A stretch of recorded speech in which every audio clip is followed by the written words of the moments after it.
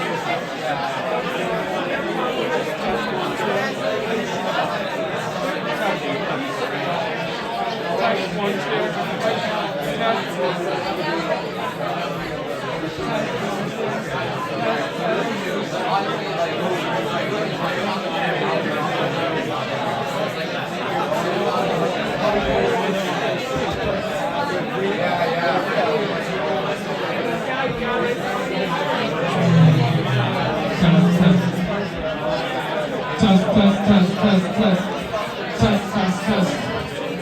All right, everybody. Quiet. Oh, very official.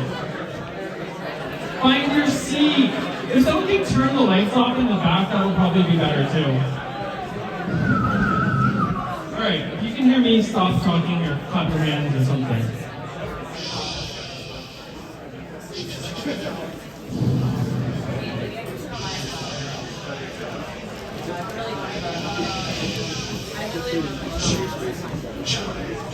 Okay, cool. All right, we're just gonna start. Boom. Okay, so there was the big Brian Johnson event last night. Was anyone there? Oh, lot of people. Yay. Okay, cool. All right, we're going to jump right in. Not much time. We're going to keep going. So, give us a follow on Instagram and Twitter. There's a lot of reverb. Give us a follow on Instagram and Twitter. If you haven't, you can take out your QR code and give it a little thing there. What are you trying? Call it Twitter. X. Thank you. Call it Twitter. And I just got this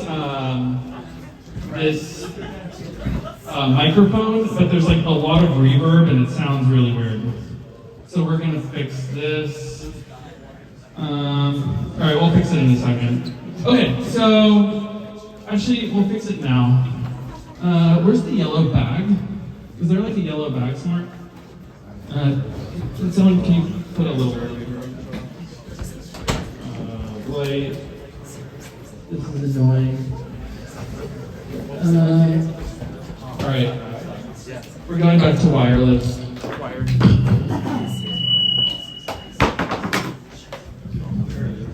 Okay, this is much better. Yep. No more reverb.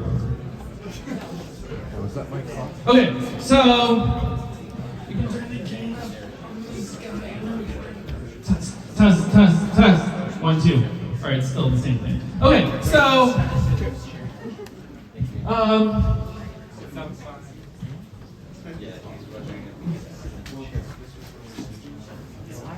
so I'll just talk about our upcoming events here. So in the future, we're going to have a great event on the science of supplements. The science of the Billion Oyster Project. So the Billion Oyster Project is an amazing project here in New York City, and their goal is to use oysters to clean up the Hudson River, and their goal is by 2020 something for them to have 1 billion oysters and for the Hudson River to be totally clean so that you can drink and swim in it, and also so that you can sequester lots of carbon from the oysters. So the oysters fix carbon in their shells, and when they die, they're able to keep the carbon out of the air, which is very cool. So if you want to come to that, take a little picture of the QR code here. Boom. Okay. This is DeSciNYC, in case you don't know where you are. We've had a lot of great speakers. We've had Brian Johnson, we've had Michael Levin, we've had Martin Shkreli, people talking about tissue replacement. We've done a lot of longevity, but we're also starting to get more into things that aren't necessarily about bio. So we hope to have some nuclear fusion or fission stuff coming up, or some physics or math or computer science to sort of get outside of the typical bio that we've had so much of. All right, next.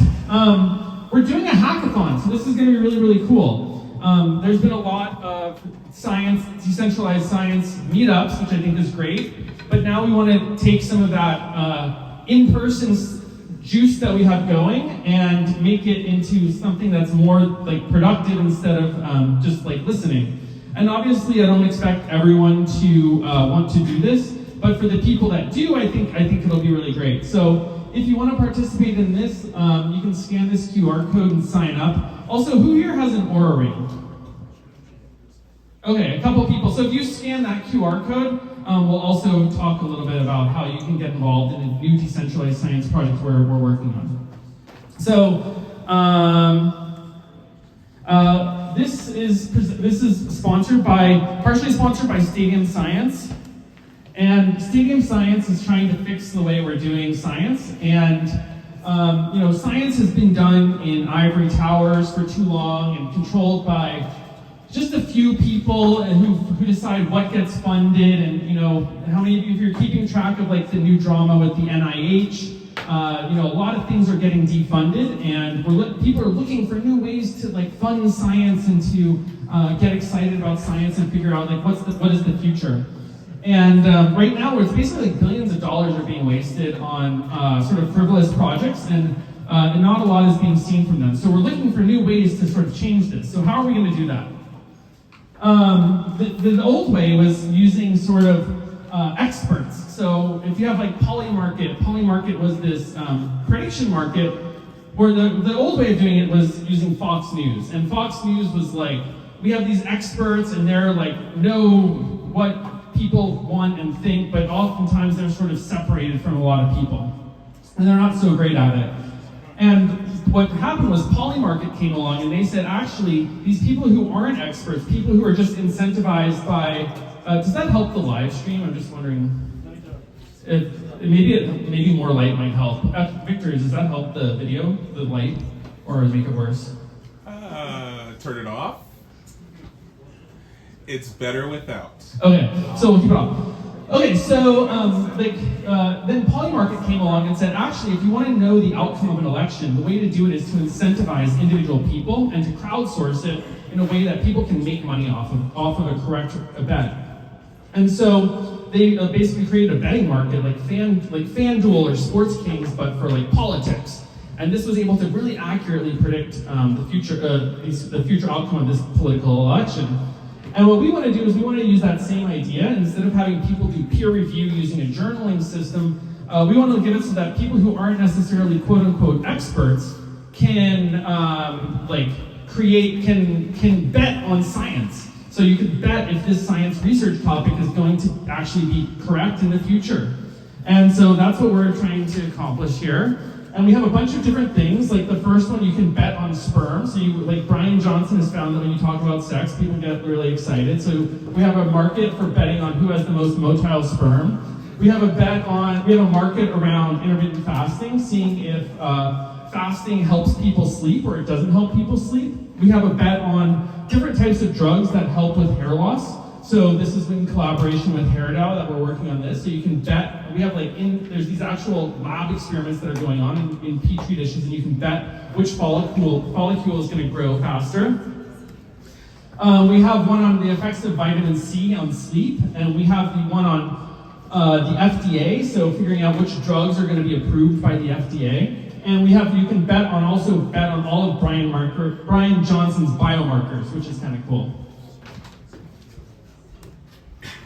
All right, so I believe this is like the future of research. So instead of research being sort of unincentivized, people are going to actually be paid for when they're correct. And this is going to create a really more accurate, full way of doing science. So I think it'll be very exciting, and even though like a lot of projects in the NIH, science and universities are getting defunded, I think that this will lead to a more accurate scientific outcome.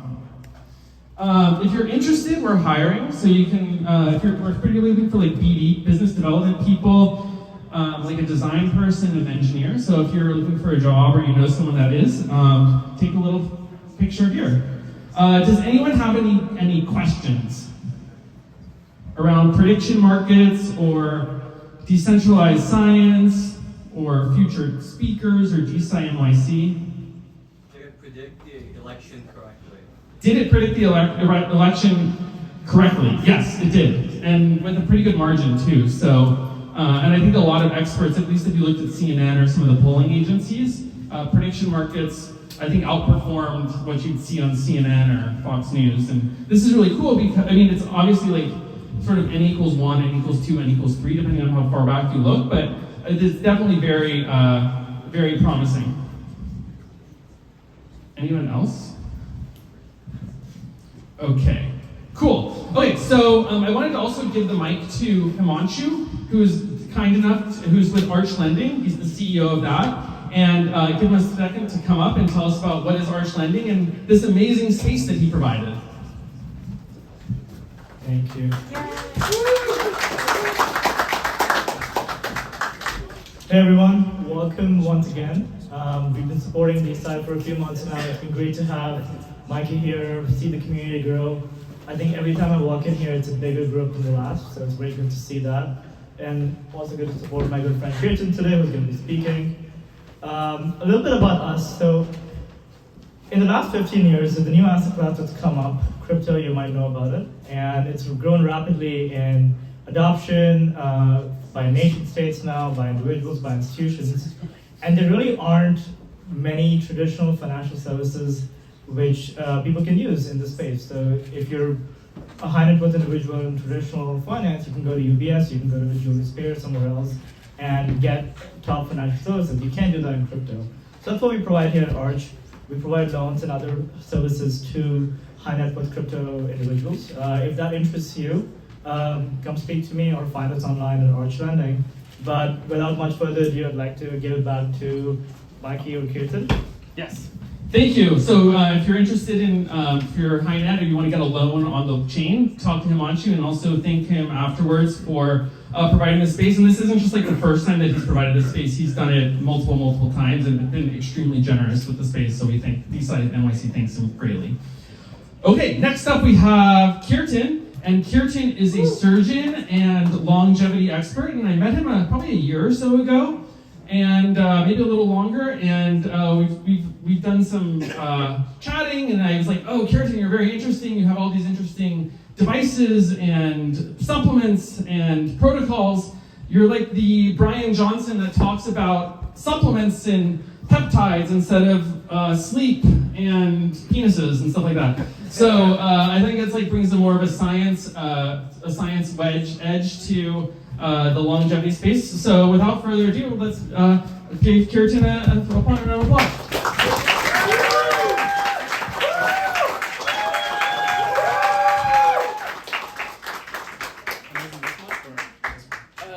This one's you don't have to do anything to the line.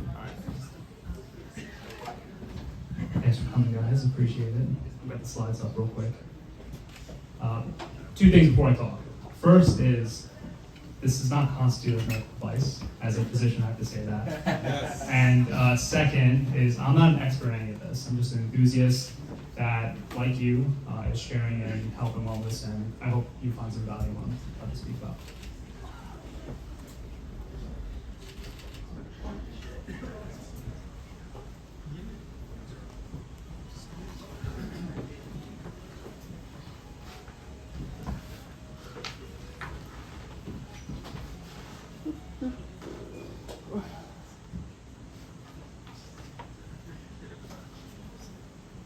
You can start. I'll figure out how to get it full screen. Does anyone know how to get it full screen? Have fun. You gotta open the Acrobat, Open it again in preview. I would have Yeah, to open it in there. Acrobat. Yeah, not download this. it on the top right. On the On top right, this. Oh. Yeah, and then just open the PDF. And then open the but it already is. Oh, because this is a Chromebook? No, Yes. No, No, it's it's fine. Oh, just start, Kirtan. We'll figure it out. Just go full screen. You can go. Yeah, this is fine.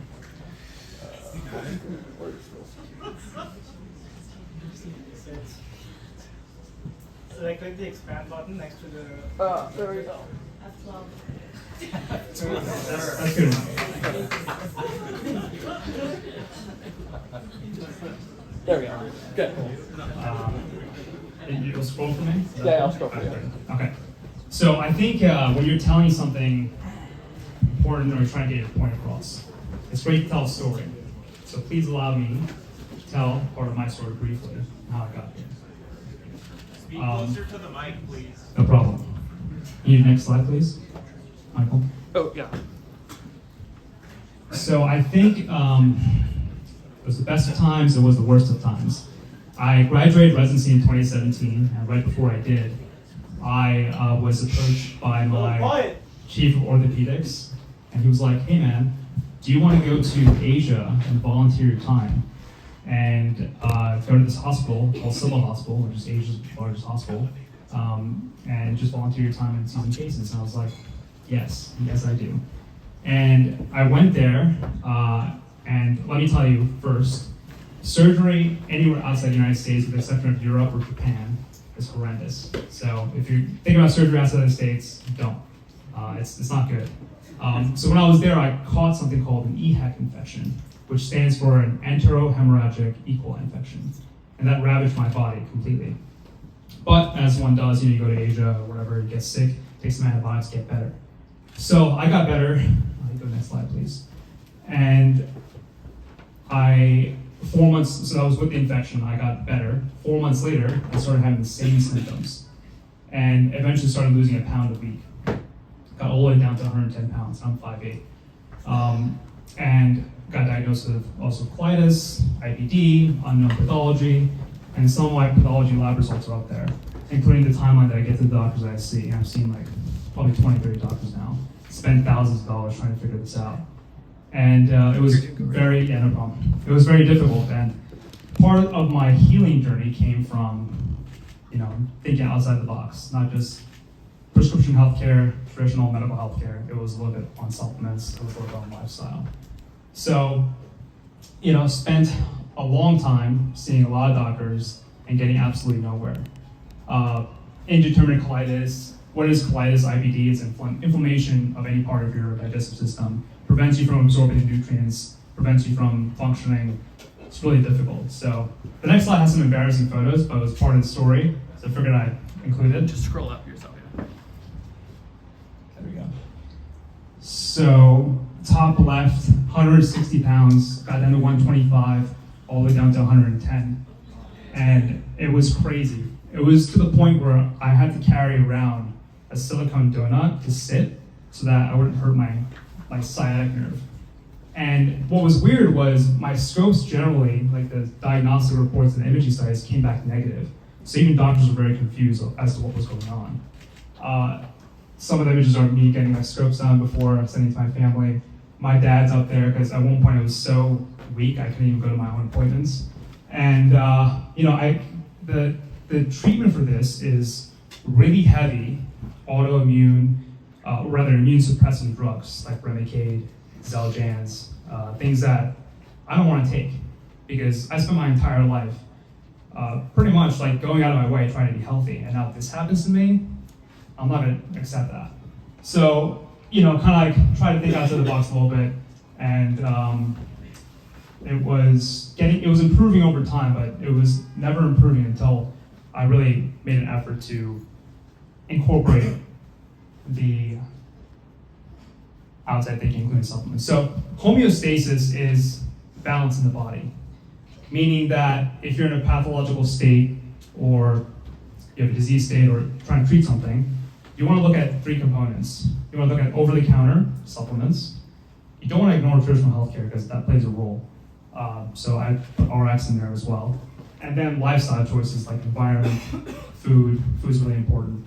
So I think incorporating some of these things by using some of the data that's out there really helped me in achieving my goals. And I've been medication free for like 3 years now. I'm not quite there yet, I'll be honest, but I'm definitely better than I was in 2018. When you think about supplements, I want you to think about problem solution, meaning that you're not just taking supplements for the sake of it. A lot of these things are kind of woo-woo and bullshit, to be honest with you. So you want to look at like, why am I taking this? What's the purpose? What's the pathology? What's the pathogenesis and physiology of what I'm treating? It could be as simple as skincare. It could be as simple as a multivitamin. You have to understand why you're taking it. So, of course, with LLMs nowadays, and this is the work of my friend Zach Sherman, who's helped me out a lot. So I want to give credit where credit's due. But he was like, let's go down the pathogenesis of IBD, of inflammatory bowel disease, of IBS, and of course, LLMs can help with that. So this is kind of like a little outline what we did. You can take it a step further and go into categorizing these things. So for example, in my case, we're looking at TNF-A inhibitors, things that help with cytokines, inflammatory molecules essentially. And then tiering them through like 1 through 3, and that's good there. Tug of war over here. And then, furthermore, looking at when am I taking this? In the morning, at night, with food, without food, at what time during the day? What's the drug interaction?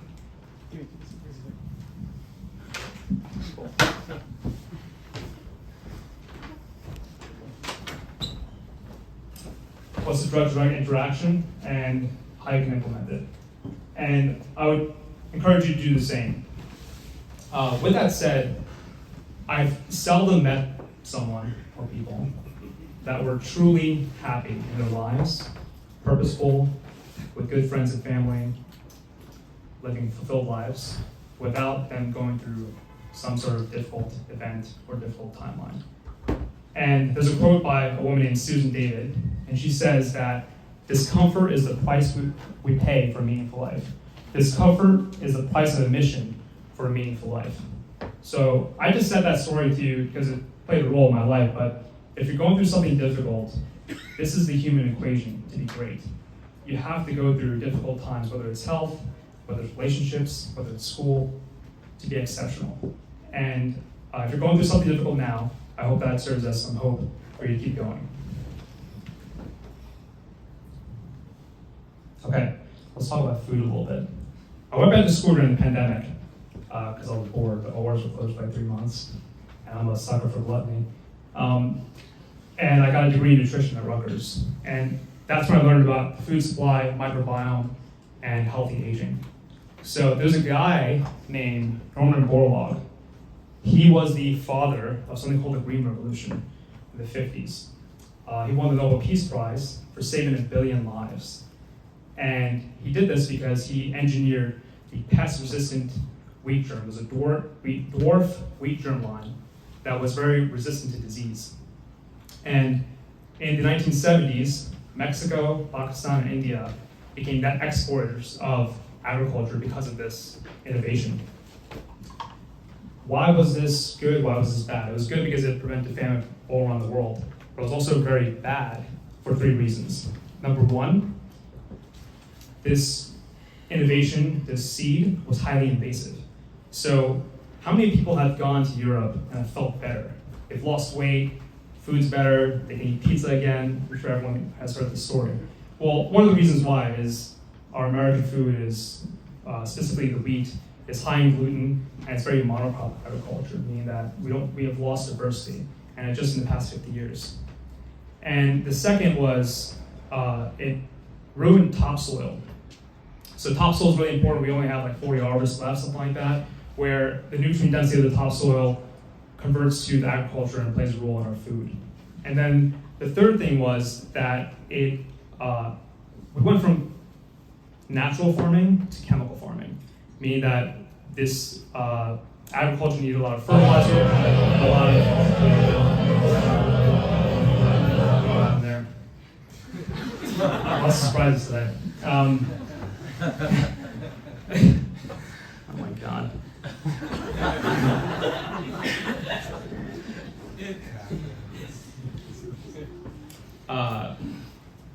Yeah, so the crops need a lot of fertilizer, which led to the companies like Monsanto, Syngenta, and ADM that came along. And not a lot of people know about this, but ADM produces all the high fructose corn syrup in America, which causes a lot of issues in disease states and pathology down the line. Syngenta has like 6,000 lawsuits because they created a pesticide called like paraquat or paquat, something like that, and it's been definitively led to Parkinson's symptoms. And overall, like diversity in any situation leads to better outcomes. Diversity in your friend group, diversity in your microbiome, which we'll talk about later, and clearly diversity in agriculture. So this plays a role in the disease states that we're seeing, particularly in America.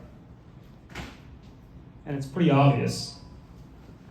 You can't really see this, but growing up, I never heard of, like friends of mine in the 90s did not have IBD, lupus, rheumatoid arthritis, psoriasis, and now we're seeing like people that are very young having these issues, type 1 diabetes, type 2 diabetes. Like, well, what happened?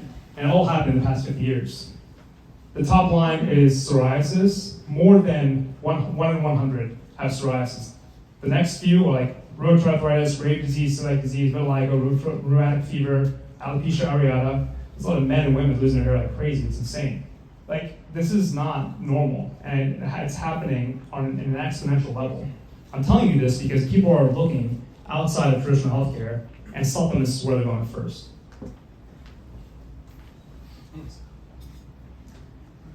This is funny. You ever hear of CGM? I think a lot of you guys are familiar. It's a continuous glucose monitor. I put one on, like, I usually use one like every 6 to 8 weeks, once a year, just to see what foods I'm eating that might react. And I remember eating a burrito and being really tired after eating it. And I ate a burrito bowl, and my sugar was completely different And the reason why was the corn tortilla was spiking my blood sugar like crazy. Corn in America is really, really bad. I would not recommend it. So this is just kind of one of the things I was reminded of. I had dinner with a friend last night, and he was surprised I ordered a bowl of fries because I'm particularly healthy. And my other friend always says, try to be anti-fragile, my friend Sean. And I like that phrase because all of this is to say, not to fearmonger you about the food supply in America, but it's to say that if you're aware of what's going on, you can modify your diet, modify your lifestyle to have the best health outcomes that you can. And if you need to have the pizza every now and then, if you need to have whatever, go do so. Because if I didn't have wheat for 3 years and I had a pizza, I wouldn't feel so well. I would be probably in bad shape. But if I have some stressors, if I'm anti-fragile, then I can live my life filled and I can also be healthy. So that plays a role too. Okay, let's talk about healthcare a little bit. Post-pandemic healthcare is completely different. Trust me, I know. I'm in a position of a physician, a patient, and a consumer. I have a unique perspective of these things, and I've seen it all. It's gotten really, really bad for many, many reasons. The first reason is the foundation of our healthcare is two things. It's primary care doctors, the doctors you go to investigate why you're ill. Hey doctor, I'm coming in, I have this back pain that I can't fix. Okay, here's a referral to rheumatoid arthritis and orthopedics. Hey, I'm having stomach issues, here's a GI referral. These are your detectives, these are your kind of gatekeepers to help you fix things. And they're being squeezed like you wouldn't believe, meaning that they don't have time to spend with you like they used to. Because, why? A lot of mom and pop doctor offices and healthcare practitioners are being acquired by massive companies. Some of them you'll see here, like Apollo Group, Equity Group, One Equity Partners. These are the DeSciNYCs, the Cornells, the LIJ, the Lennox Hills, the Kesslers, you name it. They're massive conglomerates, and they're trying to. The corporatization of healthcare is very evident in the outcomes of what we're seeing. So, and nurses too. Nurses play a big role in the hospital healthcare. They're also being squeezed. A lot of nurses are going traveling because they're getting paid more than the actual systems. This is evidenced by, here's a bill from my own office. It's $88,000. One bill from my own office. I went there for an IV. And the lines are as follows. Total charges, $88,315. The pharmacy, that was a pharmacy store, $83,000. IV therapy, $49,000. Oh, sorry, $4,900. So I know for a fact the medication is not costing $83,000. But even if it did, you think the IV that the nurse put in me costs $4,900? No, it does not. This is what happens across the board. The bottle of Tylenol that they put in your IV when you're under the OR, it's $5.95, but they charge $600 for it. It's abuse across the board. People are really upset with this. People are not getting good health outcomes. They're turning to supplements, they're turning to things at home. I didn't pay for this. Tell them to fuck off.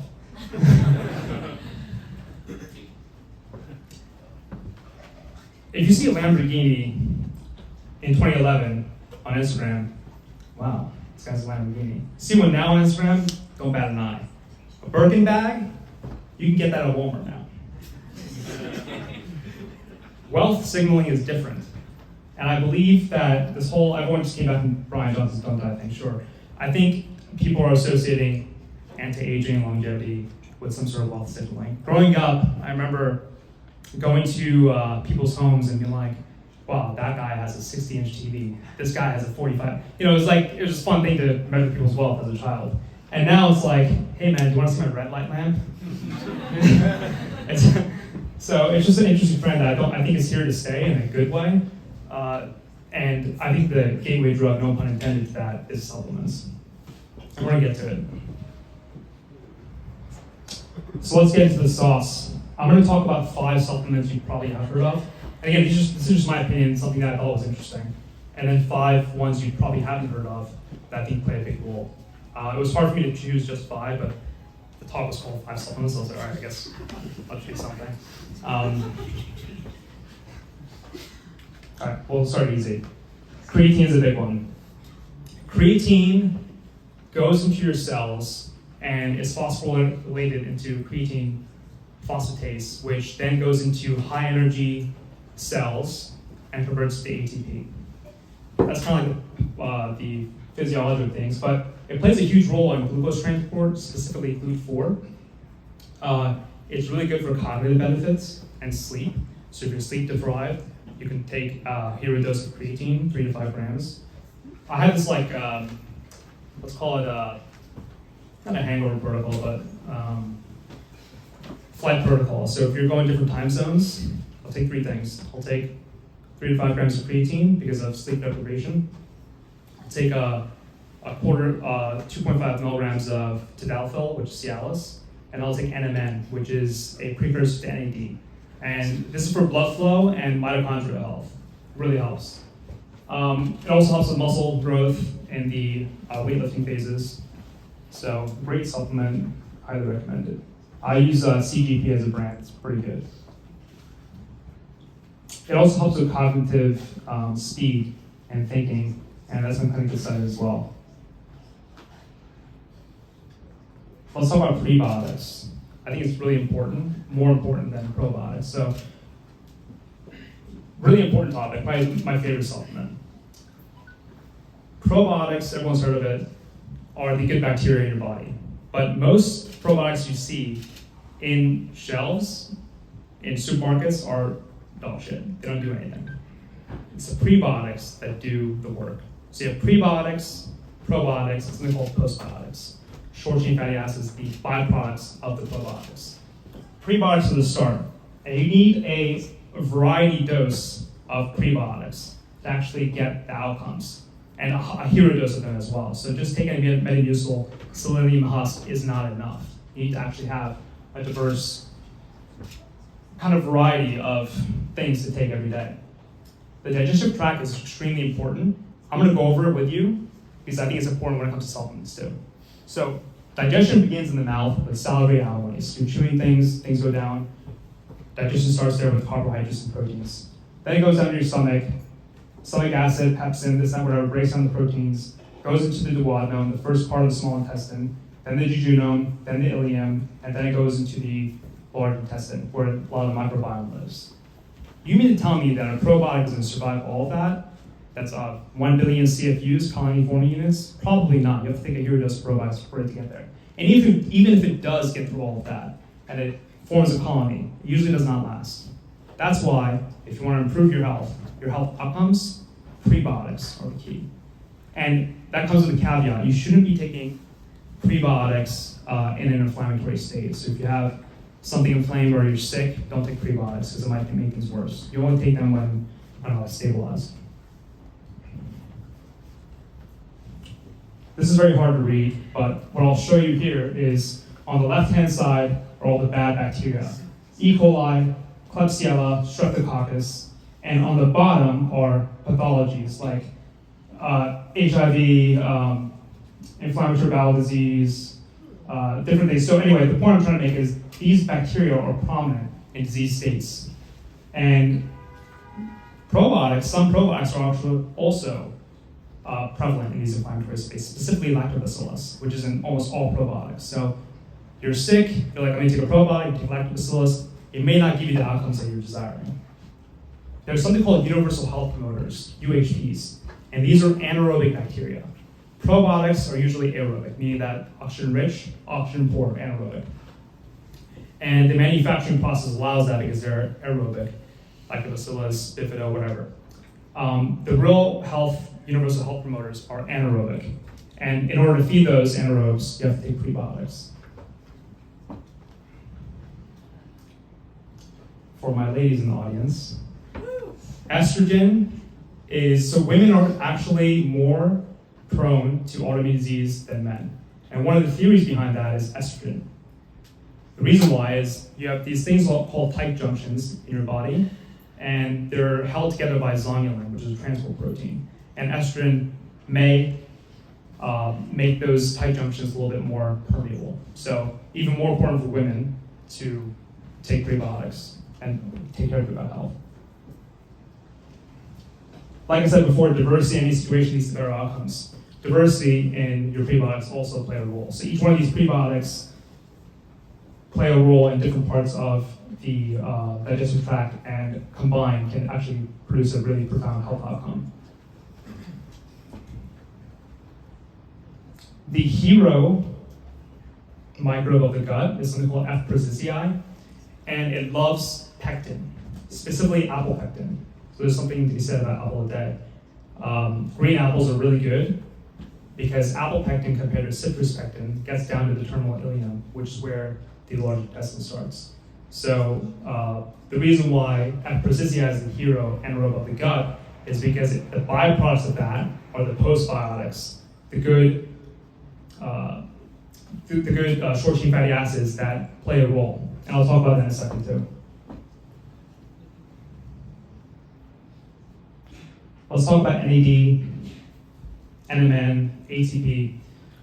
Has anyone heard of NAD, drips, NMN, these types of things? Most people usually have it. It's kind of confusing, so let's break it down. NAD is the actual precursor that, or rather the actual molecule that helps with the electron transport chain in the mitochondria, the engine room of the cell, to help produce ATP, the currency that we all need in our bodies and in our cells. So the precursor to that, there's two big ones, NMN and NR. NR is made by a company called True Niagen, that's the most clinically studied, and NMN is a sublingual like powder you can take. It's fairly cheap, it's one I use, that produces a similar response. So instead of getting like a $1,000 NAD drip or taking injections, just use NMN sublingually. It produces a good response. Most of you are young anyway, you should be taking a lot of NMN, but it plays a great role when you're hungover, when you're flying, or in different time zones. The two companies I use is True Niagen for the NR and Do Not Age for the NMN. And as we age, these precursors, NAD plus is lowered. And if you don't have the currency to produce energy in your cells, then you're going to have disease states coming on more quickly. So important to keep this up, especially after 35, 40.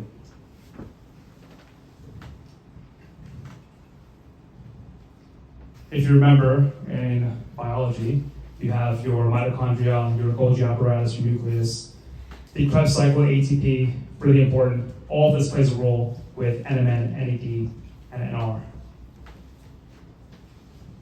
The best, like I talked about, the best one in my opinion is NMN. There's a new one called tricholine. It helps with muscle tissue specifically, so if you're trying to like bodybuild or get in better shape, triathlons, marathons, that's the one I would take. I put 3 antivirals in one section. I love antivirals, they're really important. The first one is monolaurin. Monolaurin is only found in 2 places, in lauric acid in coconut and breast milk. It's really interesting. It helps break down the viral envelopes of multiple viruses, flu, cold sores, herpes viruses, all these different things. My favorite is ADP. It's called oregano oil. It's emulsified oregano oil. And if you take oregano oil in general, it burns a lot, it's hard to take, but ADP specifically is really good. And if you're sick or have a cold coming on or have a digestive issue, taking a hero dose of ADP really does help. And the last one is sulforaphane. Sulforaphane works in the NR2F pathway by detoxifying and inhibiting the viral replication. Instead of breaking down the viral envelopes, it just stops the actual replication. And it's made only by chewing broccoli sprouts. You combine glucoraphanin and myrrosinase, which produces sulforaphane, and it produces this molecule. It's really hard to produce in factories. There's only a few companies that make it. The one I like is called Brockshot. They made it from Australia. It's excellent. And the 5th one is lithium. Lithium? Isn't that antipsychotic, Kirtan? Yes, it is. But in small doses, it's actually really, really powerful. So we're talking about 1,000 milligrams for your schizophrenic ex-boyfriend versus 1 milligram that you're going to take every day. And actually, Brian Johnson's longevity mix, if you look on the back of it, has 1 milligram of lithium, and so does Novo's. So lithium, really interesting, in a micro dose, 1 milligram, works on a protein kinase pathway called GSK. which helps with 3 ways. Number 1, neurons, helps with neurogenesis. Number 2, it helps with bone health, which is really interesting, especially in the elderly population. And then it helps with muscle mass and glucose transport. Great longevity supplement. So those 5 you've probably heard of, 5 supplements. Let's talk about 5 you probably haven't heard of. And the first being postbiotics, butyrate specifically. Butyrate is a short-chain fatty acid. It is the preferred food, the preferred energy source of colonocytes. You have one cell layer between the outside environment and the inside environment of your body, your colon specifically. And that what helps absorption, what helps nutrient, all that stuff. If there's permeable gut, you will have disease states. And the way to prevent that, the way to seal your gut lining, is specifically butyrate. There's 3 main short-chain fatty acids, butyrate being the most abundant. And you can actually take it as a supplement. It smells really bad, but works really well. Preferably, you want to do it through prebiotics, but if you're in a really bad state, you can take butyrate. And the 10th cranial nerve, the vagus nerve, is a bidirectional communication between your brain and your gut. Outside of your central nervous system, there are more neural dense tissue in your gut than is anywhere else in your body. Your gut makes the most serotonin and other neurotransmitters than anywhere else in the body. It's really important for mental disease, for aging, for all pathology. Excuse me. So by helping this lining, you help that bidirectional communication and help your mood, help aging, all that stuff. Spermidine. I love telling my friends I take spermidine in the morning before I get my day started. Horrible name, great supplement. Spermidine is a polyamine that is found in almost all cells. It was first isolated in bull sperm, hence the name, but it helps with something called autophagy. Autophagy is cell cleaning, cell recycling, cell death, all that stuff. And it's something that is deteriorating over time as we age. So taking spermidine is really important, especially if you're over 40. It is found in wheat germ. There are a few studies that show there's synthetic spermidine and natural spermidine. Synthetic spermidine will make claims like we have 10 milligrams versus 1 milligram, but there's a new study that showed that these synthetic ones aren't as powerful. So if you can, try to get the natural sources. The brands I use is Primidine, which is from Japan, and Spermidine Life, which is made from wheat germ.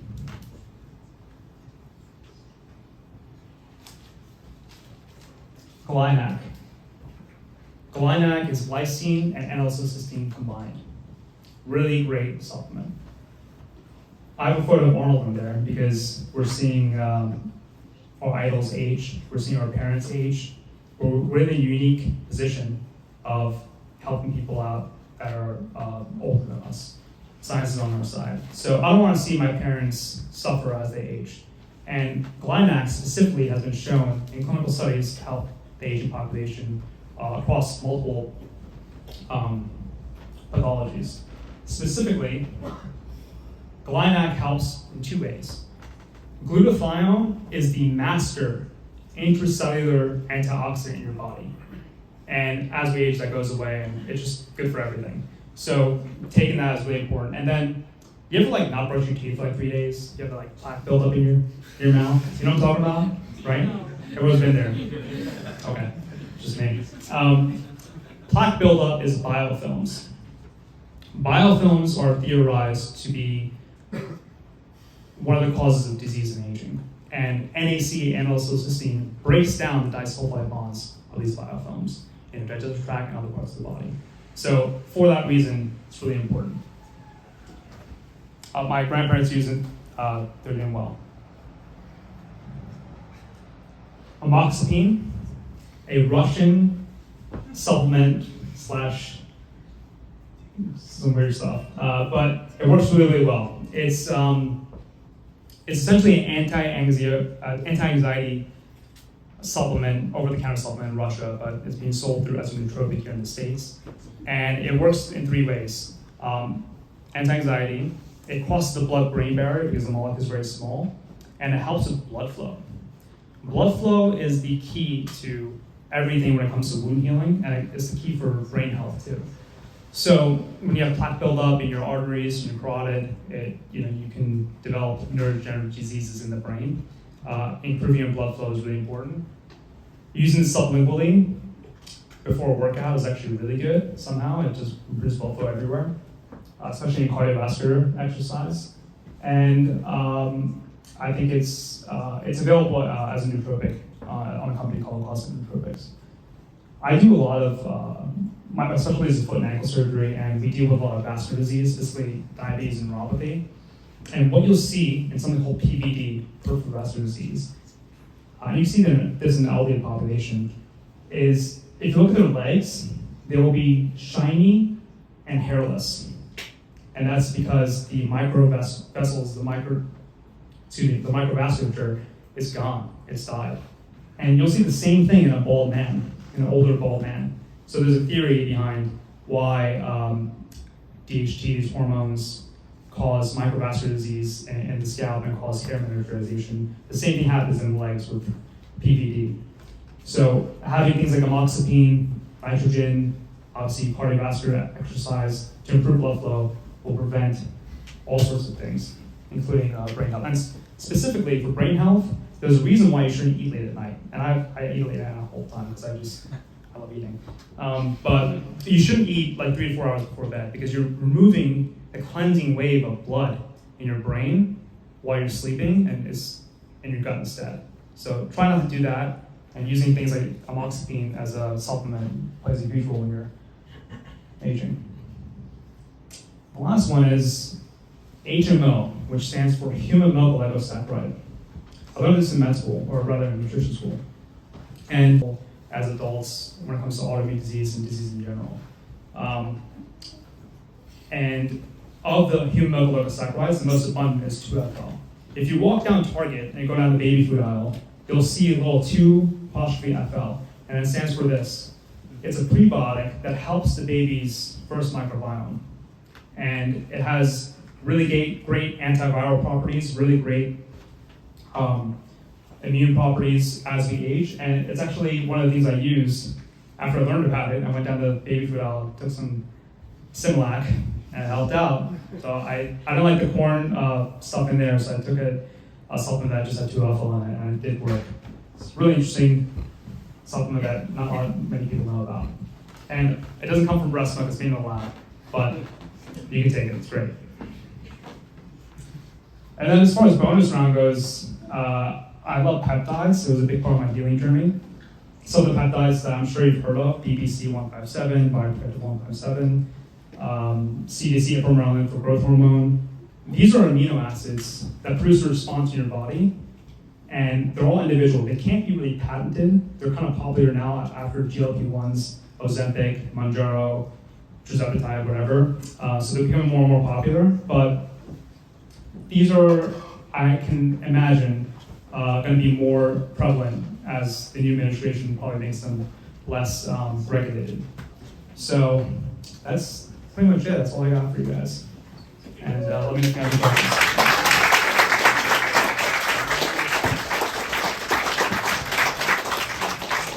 Yeah, let's do questions, and we'll Quick question. Will you be posting these slides anywhere? I saw a lot of people taking notes, and I bet they would love to be able to see these slides. Yes, actually the last slide had a QR code, but I'll email them out for you guys. So, put the QR code up. Yeah, I don't know where it is. so did you use BPC on 5,000? Yeah, I did. I use it orally and injectable. Yeah. Keep the mic on. I used The it. question was, do I use BPC? So, BPC, you have to be careful because it causes angiogenesis. What does that mean? That means a growth of blood vessels. So, in an inflammatory state with different things, you want to be careful taking it over longer periods of time. But I did take it orally and injectable, and it did help marginally. But I wanted to be careful and not take it for a long period of time because of cancer risk. And you don't know some of these suppliers. Yeah, I've used it in a few of my friends, and it worked quite well. It works really well for tendon injuries. Yeah. These tendons are generally avascular. Having that is good. Oh. No, that was before. What about like curcumin, black pepper? Something that's more accessible. I use curcumin every day. Curcumin is a really powerful TNF-A inhibitor, which is an inflammatory molecule. You know, one of the things you should be aware of is just because something is a supplement doesn't mean it doesn't have drug-like, prescription-like effects. So we tell patients preoperatively, stop curcumin, fish oil, and certain things because they actually do produce a response, specifically curcumin increases bleeding time. So you want to be careful taking things over a longer period of time, but I take it 5 days a week. It's really good. Good for inflammation, especially rheumatoid arthritis.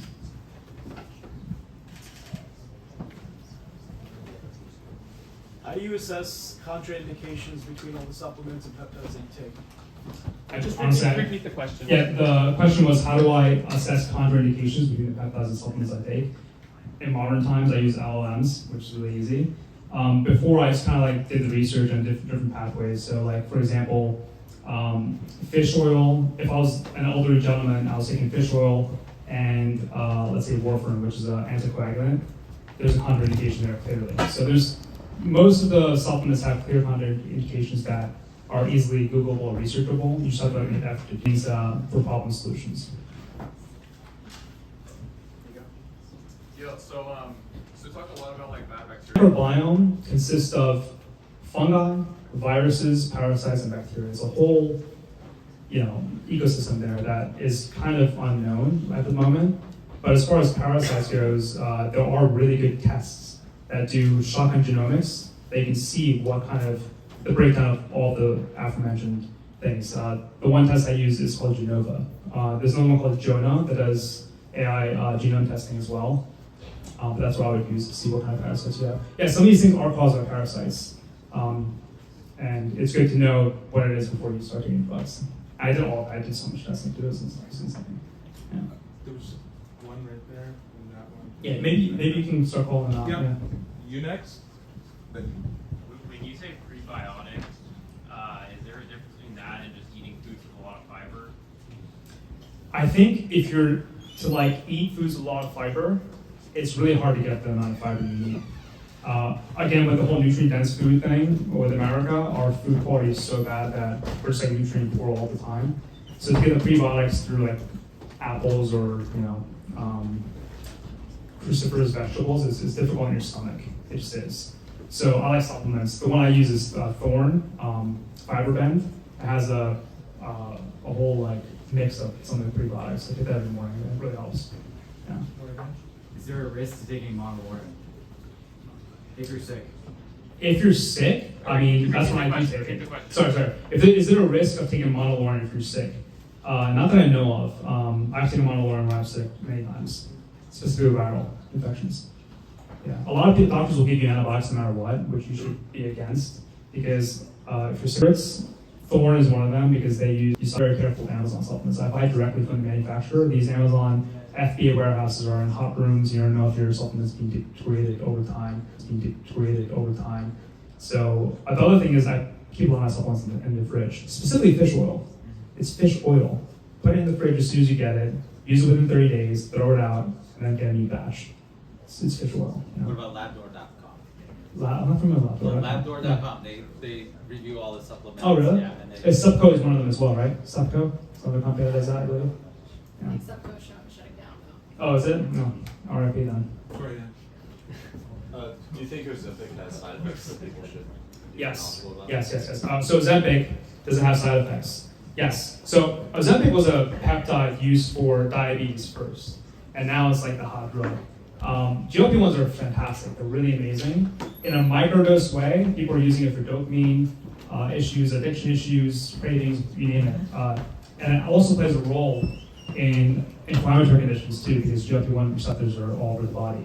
Do they have side effects? Yes. You have to be very careful. In fact, I'm the CMO of a SaaS company that does compounding pharmacy. So one of the things we tell our clients is, if you're selling GLP-1s, you can upsell a protein powder or creatine to offset the muscle loss effects. If you take a high enough dose, you'll have bone density loss and muscle loss. So you have to have a really good practitioner and be careful buying things online. Yeah. How do you think about safety? I know supplements are now well regulated, and even for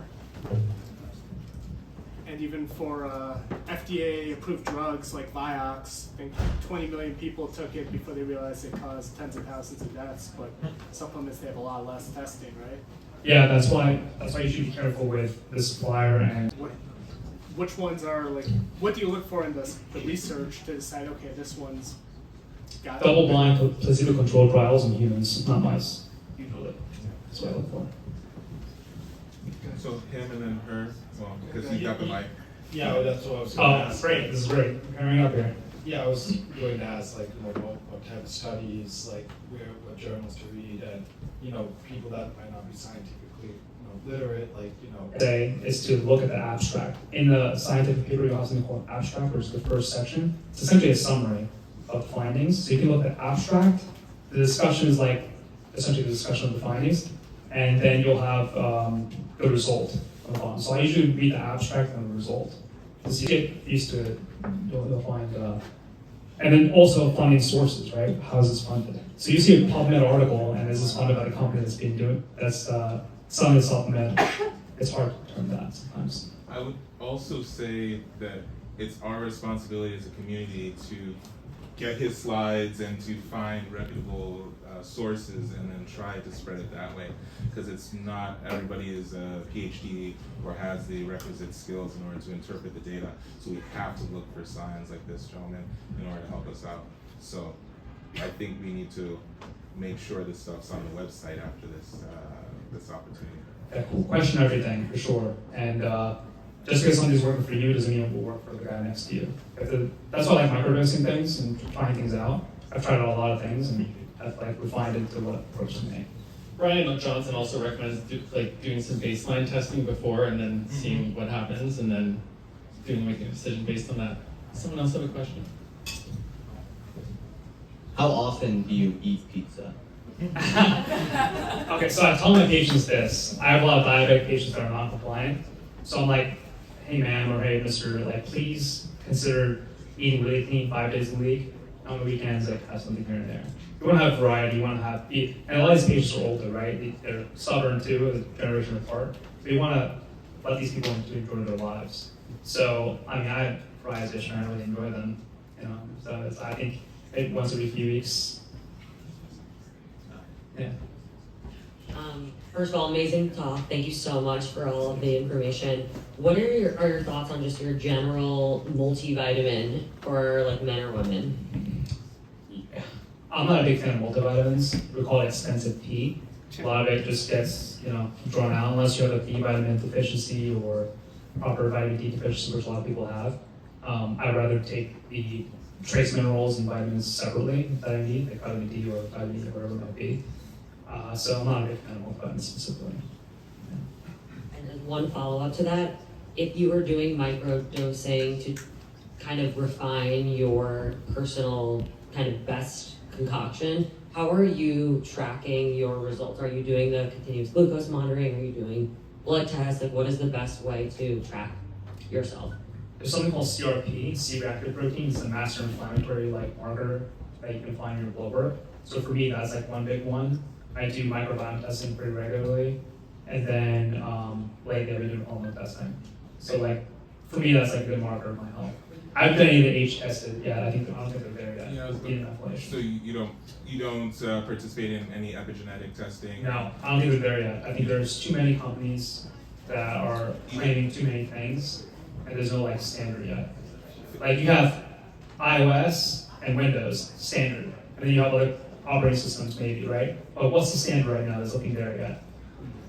Fair enough, but if you can interpret the data, then ostensibly you should be able to take a test, kick the tires, and understand that actually I prefer True Diagnostic over GeneX3 or something like that. The other question I have about that is if I wanted to get TR2 right now, I probably could, even though my testosterone levels are okay right now. Why? I can be sleep deprived, I can eat some bad food, and my T would be really low and go to a clinic and get HRT. I think the same thing might happen with some of these DNA methylation tests. 100%. To her point, taking it at different points in time is the key in order to see what your trend is. So even if you are using an inferior test, so long as you take it in a predictable manner, you can at least see, well, what's my delta, and then based on that delta. That's a great point. Yes, I think if you did it, a lot of people aren't disciplined to do that, but if you did a test over time and you knew what you were doing with detoxification, non-absorbent binder, but I would not ingest castor oil personally. I think it's dangerous, especially because these manufacturers don't have sterile labs.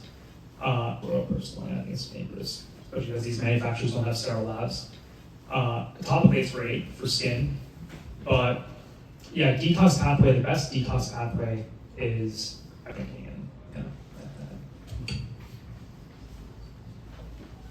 I've heard that Brian Johnson takes 57 supplements a day, which I consider crazy. What do you consider a reasonable number of supplements to take? Is it 10? Is it 6? Just give us some guidance. Yeah, again, the problem solution kind of setting of things. So for my parents, who are older, that are in their 60s now, I give them a certain set for their age group and their disease states. For me, I take like 4 or 5 maybe. I rotate them here and there, and I take a week, 2-week break just so my body doesn't get used to things. This is my personal thing. I think you have to assess yourself and what you need. So you might be chronically deficient in iron. You might need ferritin infusions as a woman. So what are you doing there? You take vitamin C and maybe some iron supplements here and there. That's completely different than what you'd be taking, sir, right? So I think it's highly individual. The Brian Johnson thing is interesting because he's on, one of the things that isn't really highlighted as much is, and obviously I'm not saying anything bad about him, but he's on hormones. So I don't know if you can maybe optimize that and lower the supplement count by just changing some of those things he's doing. But that's just my opinion. You had a previous slide earlier that said you only take supplements when you have a problem to solve. So for you, is that the case? So when you're on like those 4 or 5 supplements, you know there's something you want to solve. And when you start a supplement, do you like have to load, like creatine, you have to load or something like that for a while? Then, and then once your problem goes away, do you stop and then rotate to another supplement? One of the problems is aging, right? So that's like indefinite. So there's certain things that take almost indefinitely. One of them being spermidine, Lilac, biofilm stuff. But yeah, if I have like, about to get sick, I'll take some thiamycin, and I'll take the antivirals, monolaurin, ADP, the emulsified oil specifically. These are tools, right, in our toolbox, and if you're educated on them, if you're aware of them, you can use them and ameliorate some suffering for yourself or your friends and family. So I think, that's like a daily routine thing. So there are those, out of those 10 that you mentioned, most of them you do take every day, all the time? No, I take, like right now I'm taking electric gut health stuff because I've been having a little bit of a flare, I'm traveling soon. But the ones I take every day are like glycine, phenylcysteine, some prebiotic stuff that I take every single day because I think everyone should in America, and some autophagy. How do you know if there's some sort of like underlying condition that's causing a supplement deficiency and you're just pumping it, you're trying to like bail out a ship that's has a hole in it? Is there any sort of indicators that you can look for? You have diagnostic imaging. So in my case, I did an MRI, I did endoscopy, colonoscopy, so tissue pathology tests that pathologists read. I did numerous blood work and did ultrasounds. So like the combination of blood work, diagnostics, and obviously how you feel. If you're feeling well, you don't want to offset the ship when you're doing well, especially when you're young. Yes. So as you know, that supplements is not FDA regulated. Is there any concerns around that? Most specifically, when you eat whole foods, you know exactly what you're getting. So what are the trade-offs getting some nutrition from whole foods versus supplements? Contrary to popular belief, supplements are regulated by the FDA in America specifically. They just aren't FDA approved. So if you're a CPG, I know this because I had a CPG company, consumer product, you will get an FDA letter. It's like a warning letter if you do make those claims or you have a bad product, or if a consumer has an issue, whether they're hospitalized or disease occurs, whatever, the company will be shut down really quickly. So it is regulated by the FDA, contrary to popular belief, which is not approved by the FDA. Sorry? Why is it better than Whole Foods? Whole Foods in America compared to Whole Foods in Hungary, 2 different types of nutrients you're getting, in my opinion. So that's why I kind of introed with that food thing, because the nutrient density in America, in my opinion, is quite poor compared to European countries. And it's getting worse as we go to agriculture. I'm hoping it's a pendulum and it swings back with technology, and I think it will. But in the meantime, supplements.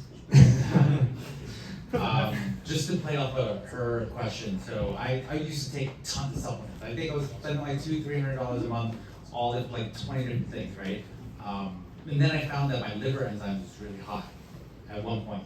And then there's no way to know like which supplement was causing, and to her point, the FDA is not actually testing the supplements to see the things that you say that you're putting in. There's none of that, so that you need a third-party tester, right? Yeah. So that's something that I wanted to bring up, that you could, if you're going ham on all these supplements, you might be taxing your liver. Yeah, that's true, for sure. You have to be careful. There's a company called Eurofins that does third-party testing that you can send your supplements to, as a brand or as a consumer. I've done that before as well. But generally speaking, it's like these companies are getting $300-400 million a year in revenue. They don't want to have liver issues. So some of these companies, the bigger ones like Born and Pure Encapsulation. Hi. So congratulations on your health journey. Thank you. Yeah, I have a very similar story, not literally the same. So I also like used a lot of supplements, diet change, all that stuff. And one thing that I don't know if you went over it in the beginning, because I was in the back just doing picture stuff. Did you implement any sort of mindfulness practice?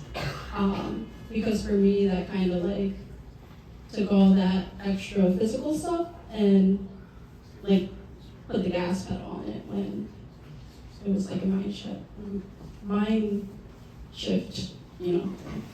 Yeah, no, that's a good point. Particularly for me, like, because I had gut health issues, it was really hard to like think clearly. Because again, like a lot of your neurotransmitters are in your gut, and my gut was destroyed. So, luckily for me, I had great friends and family. That's a huge role in my mental health. But you attract what you are, not what you want. Yeah. So after a certain point, the victim card wasn't working in my head, and I had to like really figure things out. I was like shocked that this was happening to me. And like my prime, I was 29 when it happened. Like literally my prime, I was like, I just graduated residency. I did 12 years of school. I got my dream job, and now this happens to me. Like what I do, I went there to volunteer my time to help people out, and this happens to me. It's like that was playing in my mind all the time. And to break that took a little bit more effort. And also, like seeing your body deteriorate is really weird, especially as a man. Like you want to be strong and whatever. Yeah.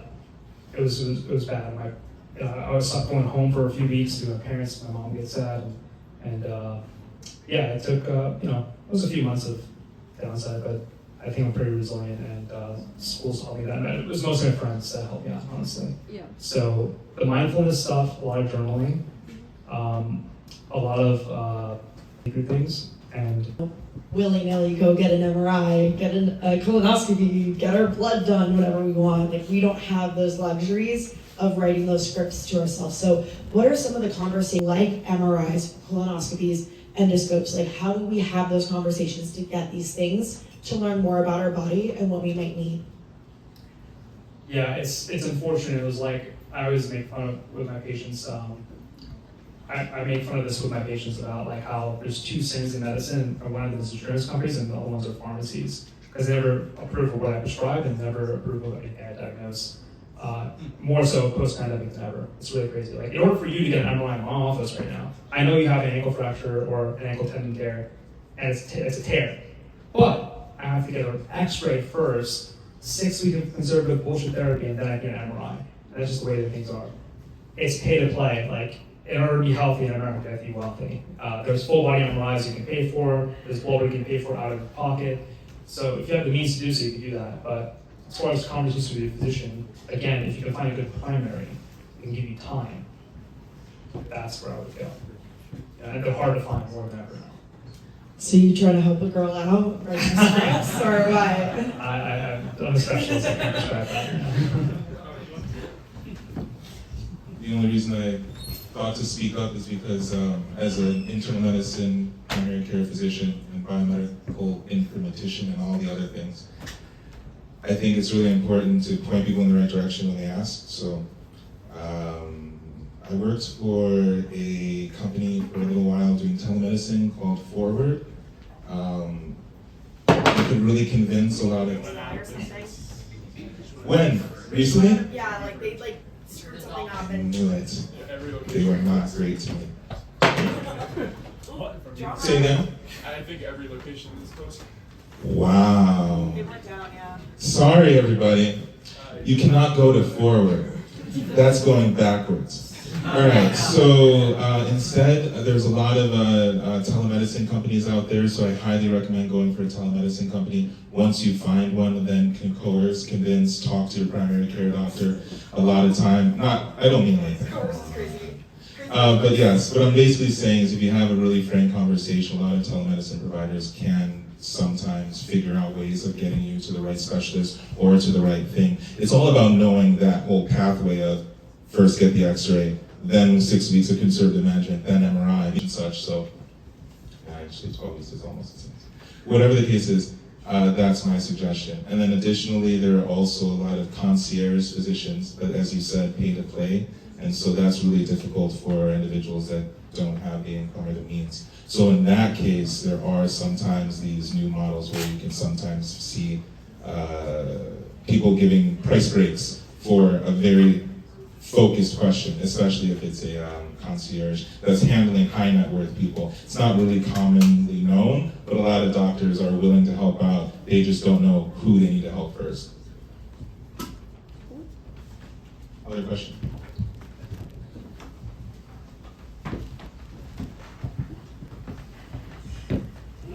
Two questions. One, I think, some general discussion on like baseline testing. Just curious, do you have any suggestions on testing services outside of standard blood draws to kind of optimize supplementation? And second is, I know we were talking about Brian Johnson, just want to get your thoughts on his longevity mix and if you have any opinions on it. As far as testing goes, again, I think gut health is extremely important across the board. So Genova, GENOVA, does shotgun genome testing for a lot of different metabolites in your whole microbiome. I actually was the first doctor at Superpower, so I would recommend them. They're a competitor to Function Health. They do 180 biomarkers. Specifically, the ones you want to look for are like inflammatory biomarkers, hormones, thyroid health, specifically TSH, which is thyroid-stimulating hormone, and things like that. So blood work, Superpower, Function Health, microbiome, Genova, Jonah, full body MRI, which you should do maybe after 40. Pronovo, there's another one I forgot about. Again, don't be like too crazy about doing blood work unless you, specifically for men and women, I think you should do hormone health. Because think of it this way, how old are you, may I ask? 29, okay. So imagine you are 48, 58, and tech is getting so crazy, so worth doing. So you have a baseline testing of your hormone panel, your TSH, your thyroid panel, your liver, your DHT, testosterone, LSH, FSH, all these things. And then now you go to a clinic that wants to replace your hormones, and you're like, at my peak at 29, I was at an 800 level testosterone. I don't want to go super physiologic because I might get side effects. But for me, it might be 900, it might be 700 at my peak. And I think having that data is really important. So data drives outcomes. Get the most data you can while you're young and healthy, so that when you do have this intervention, which hopefully you will, because we want to stay healthy and young as long as we can, you'll have the data. Does that make sense? Yeah. Anyone else? So individuals living in the blue zones, living to 105, 110, don't take supplements. Any input on blue zone diet in general? I think that the blue zones are a little bit iffy because a lot of them were created by journalists versus like the actual outcomes, and so the ages are harder. But regardless of that, the community they're in to be healthy and older age. That's almost. The second is these people are old, you name it. The ones that retire and don't do anything age really fast. The ones that retire or don't retire or do something else they're passionate about age a lot slower. So using your mind, using your body, is what a lot of these communities are doing by being active farming or being in the soil or whatever it might be. And I think that produces great health outcomes. And the second is, or the third rather, is being in the sun. Being outside is important. I think we completely lack sun exposure, especially darker men and women. Like we need sun exposure, and I think it's extremely important. And we just don't get it. How do you balance that with sun damage, though? Yeah, that's a good point. Yeah. So I always wear sunscreen on my face. Really important for aging. But 15, 20 minutes in the sun is fine. It's healthy. Anything more than that, yeah, you'll damage. But I think we villainize the sun too much. Hey, to my understanding, and correct me if I'm wrong, but like a lot of the supplement industry is also mostly owned by or run by like, the pharmaceutical type of end of things. So I mean, kind of can't really get away from that if they own it, right? Like they use a lot of the same processes for the pills, the blue, the things that bind together, et cetera, et cetera.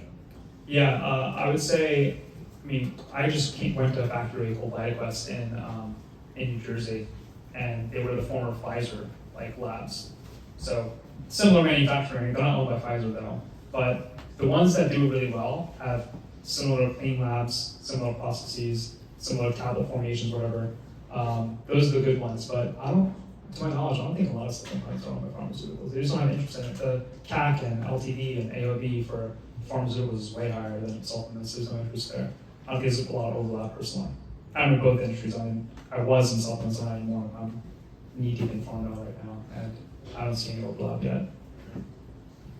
Is it true that pills are owned by or put together with Elmer's glue too? That's like The vegan capsules are snapped together. Yeah. They're not glued. Like with multivitamin ones. Not familiar. Are you familiar with? Cool. All right. Was anyone? Last question. Okay. I'm sorry. Yeah, all right. Last question. Sorry. Well, unless somebody else wants one last one. Do you want to tell us about? Are you familiar with the fractionated or like the I don't even know what it's called. That's why I'm asking. I think the company is called Tailored Scripts, and they provide supplements that are essentially almost like sprinkles in a way. So like essentially you get like your right amount of supplement based on your personal, like the microgranules. Yeah, the microgranules. Yeah, I've seen them. Yeah. Yeah. Do you have any comments? There's one called Bionic. I think that does the same thing. I think it's like a multivitamin. I'm not too impressed personally. Yeah. A lot of these tests are really like Biome is one great example in the Being Gain. There's something called Biome that does like gut health testing, and they have precision probiotics and prebiotics. It's all, in my opinion, not accurate. It's very marketing. So you're not so you cannot be sure of the dosing. Yeah. And like what it's doing to your body, I'd rather have something separate. Cool. All right. Well, let's give Ferguson a big round of applause. Thank you. Oh, and we have a surprise. We have a DeSciNYC mug in the form of a beaker for you, and then we also have a Make Science Great Again T-shirt.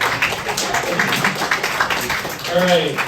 Thank you guys. Thank you all for coming out. We'll see you at the Oysters one on March 4th, and continue networking and have a good evening. Thanks. Bye. Perfect. Yes, of course.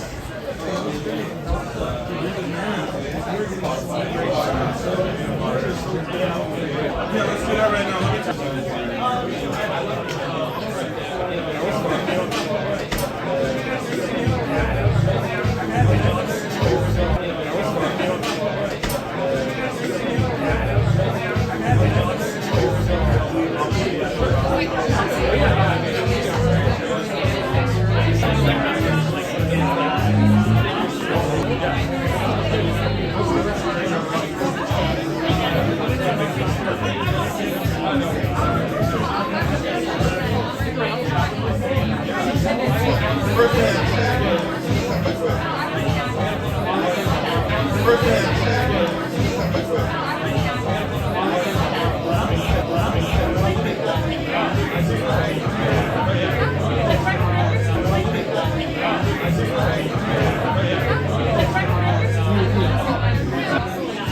say, yo, you come on, let's go, come on.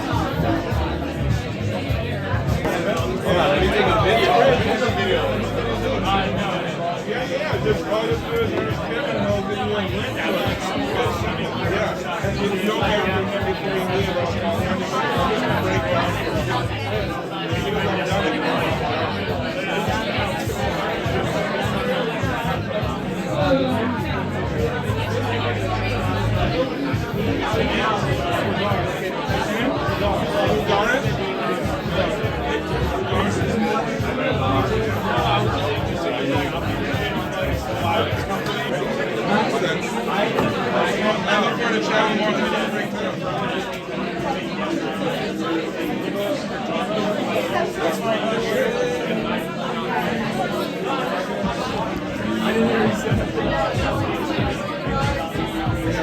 No, you come this way.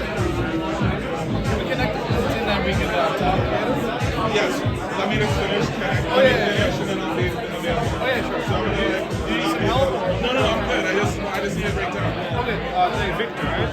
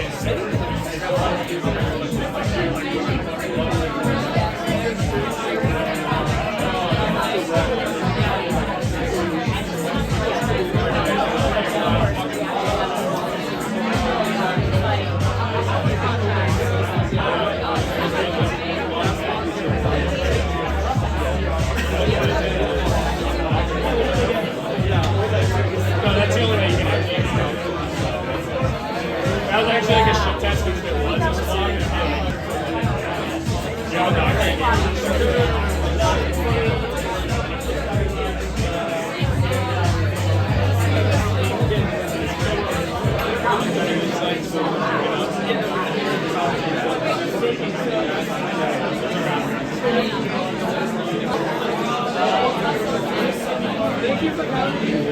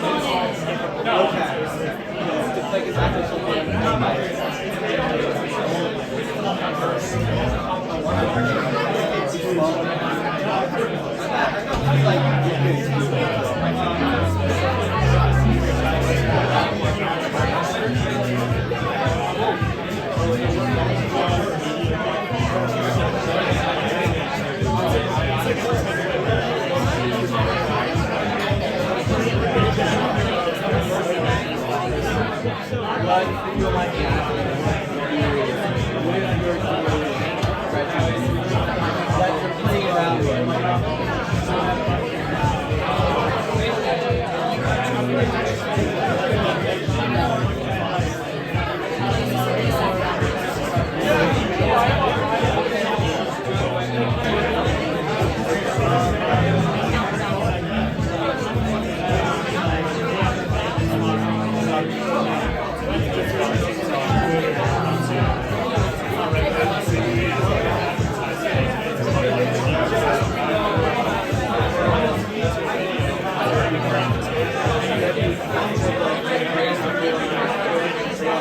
stop it, see how I feel, more. More like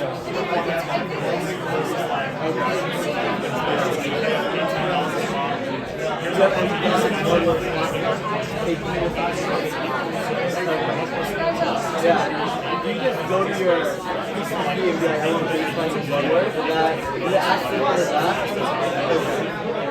There isn't like, oh, I want this specific test. Like, baseline blood work covers everything.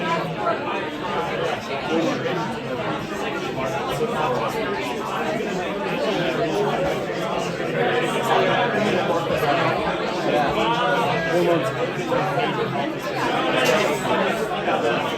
I've done like do like a complete measurement, like glucose and everything. The level of like mental clarity was mind-blowing.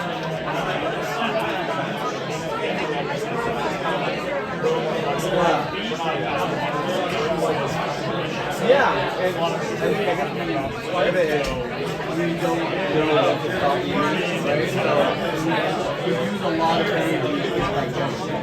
So we have this not digestion or your energy to get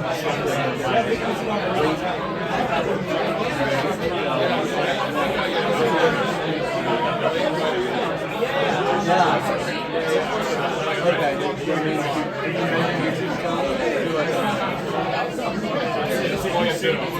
Oh, that's like an actual quick to do it. Yeah. So that's something I was really hurt, not as I actually was love, right? It just makes sense.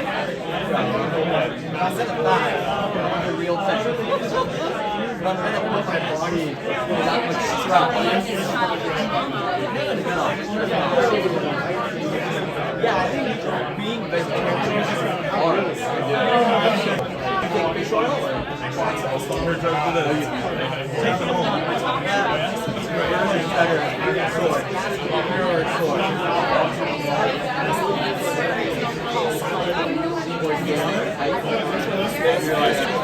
Yeah.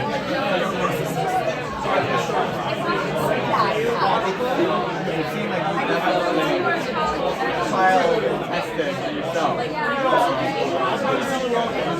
You're a biohacker to an extent. You don't want to get, you're not into labels. I get it.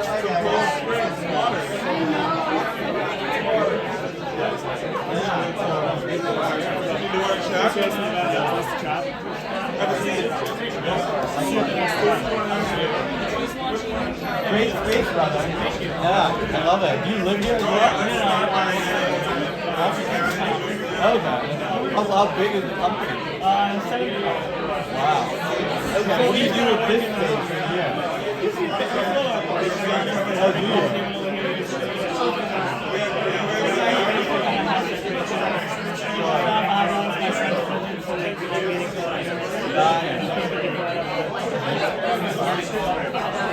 Yeah, I work as a solution engineer at a startup. Oh, yeah. It's in the Barclays building, but it's turning down. The beautiful logo. That's like, yeah. Did you what? Oh, that's my Live. Yeah. Yeah, we just got a notice. Okay, by the middle of the year, you guys are in the house. You guys are used to. So, I'm curious what we'll do. So,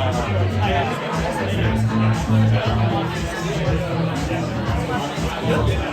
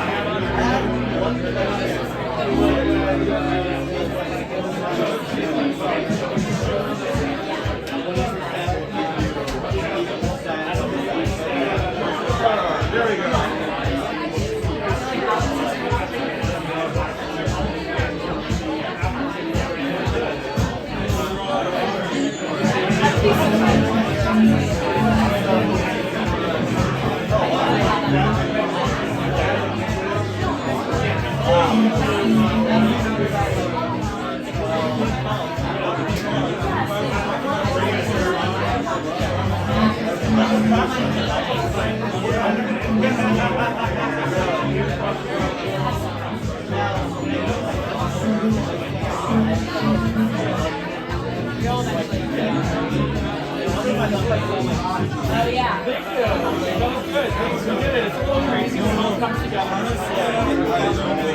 It's all just real time. Everything is just real time.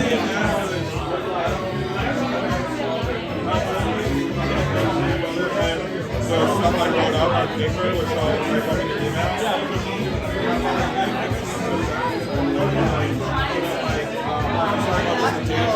Maybe like a graph of not showing the speed of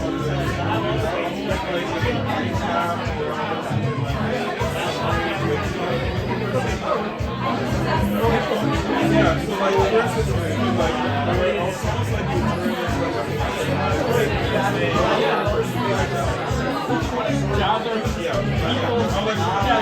but I really appreciate you're giving everybody an opportunity to read. Yeah, just like let people create a thing and then let people do their thing with top rules.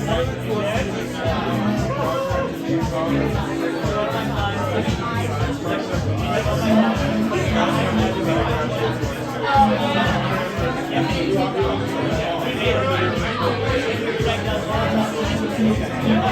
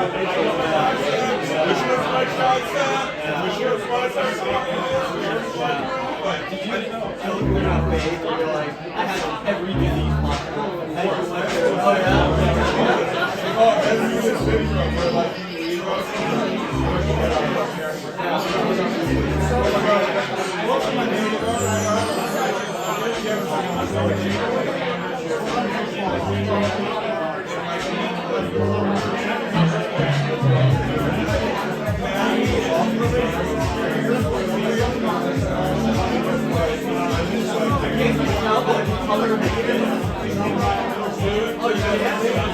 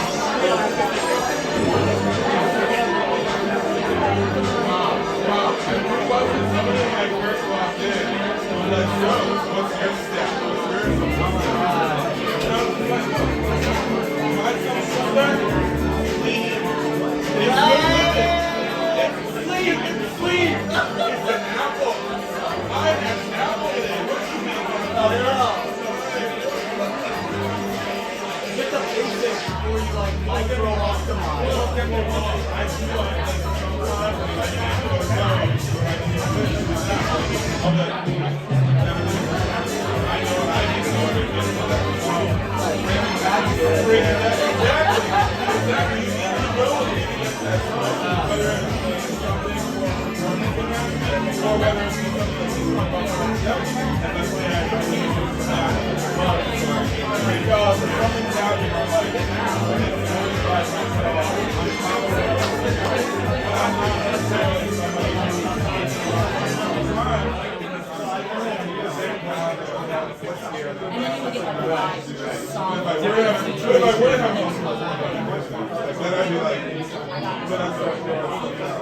Right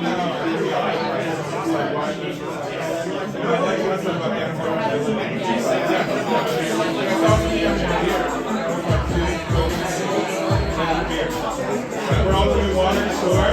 That's cool for this crowd.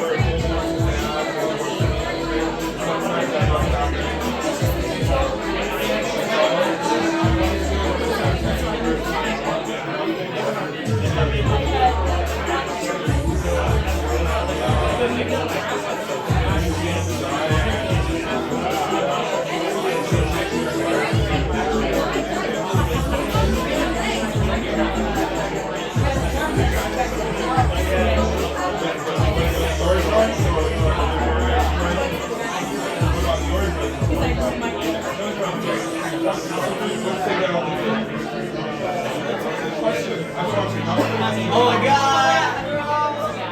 You Lori, right?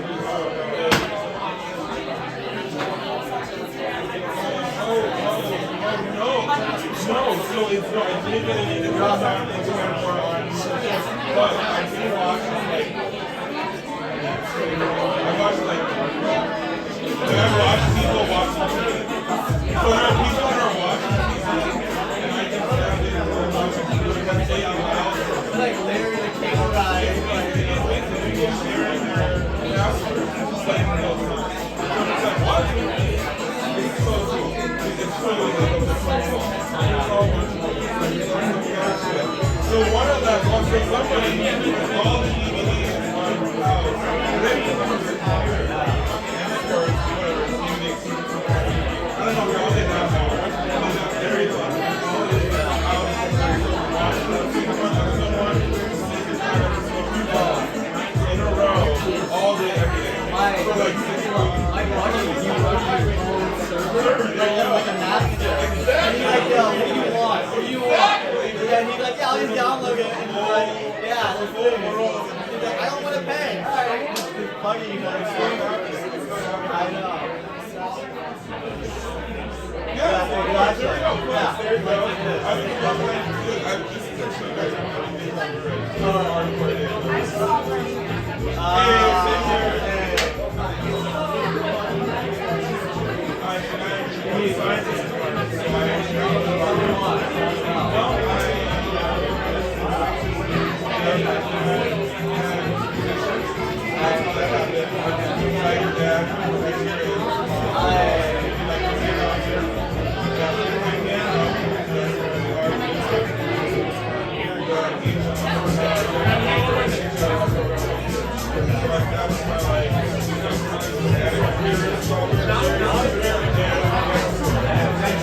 They're like, you think Tiger Mom is Nigerian? Like, there ain't no tiger. It's a lion ass.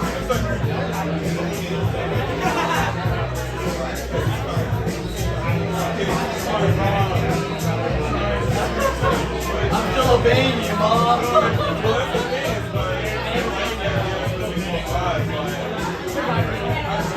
Yeah, there you go. Science and me.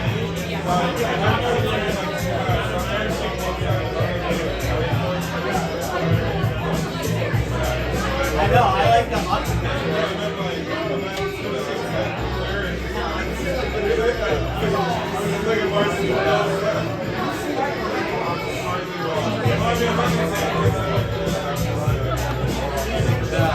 But even if I dislike it, it's a great choice. Are you like a regular?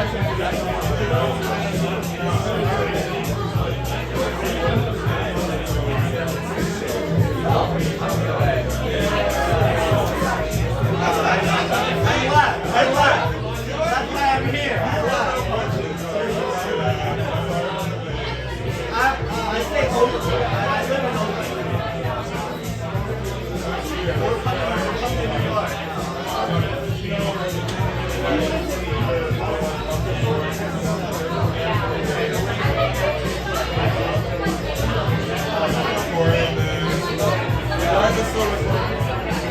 We're coming to New York.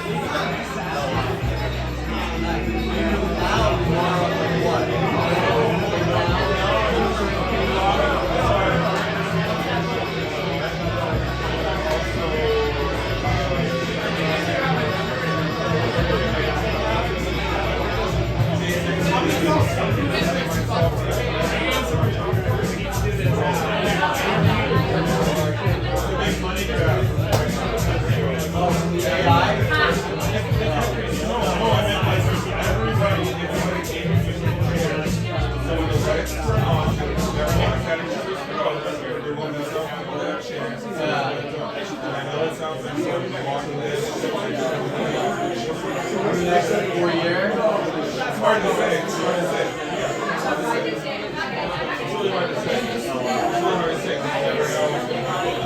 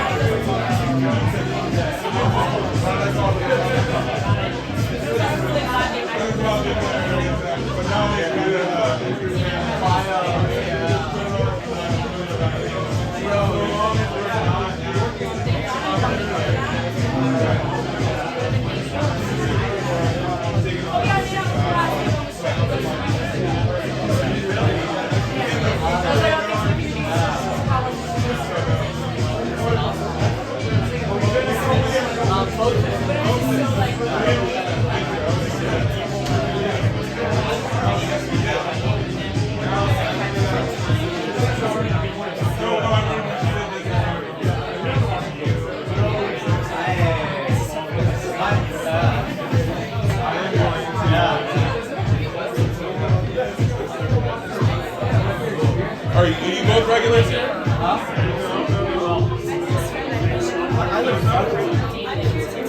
Oh, you're the adoption. Oh, it's because of your sister?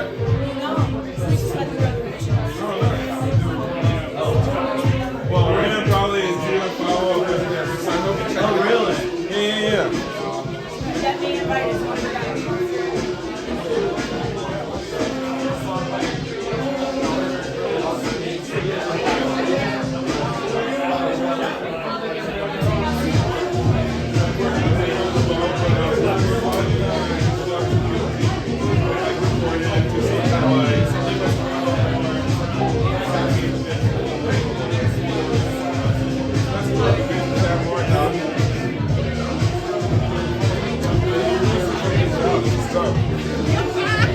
I know what you're doing. Like it's like you get all those shots. You get the wide, like the coverage, this, that. Like it's dope.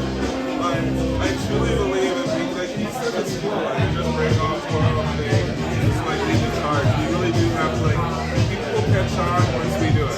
Let's just go ahead and like make something go. We'll be in touch. I'll be messaging you. We'll message that and break off. We'll just get it done. I'll upload all the photos we have and add you to the photos.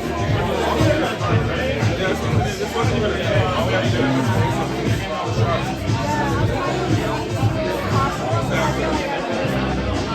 Exactly. Never enough. So let's do the same thing for in March. March 4th is the next one. Are you based? Where are you based?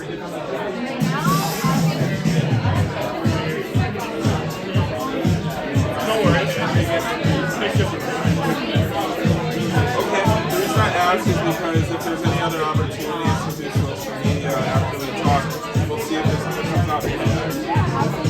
Because I know you're volunteering right now, but hopefully I'll get sponsored by the other.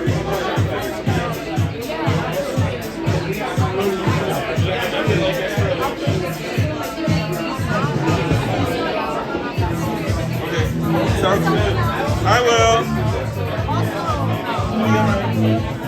No, what was that? I know, it got me a lot. It got me all over, I saw it. But it's not so bad. Okay, I'll take care of it. Thank you, though. I did see that, right? Like, look.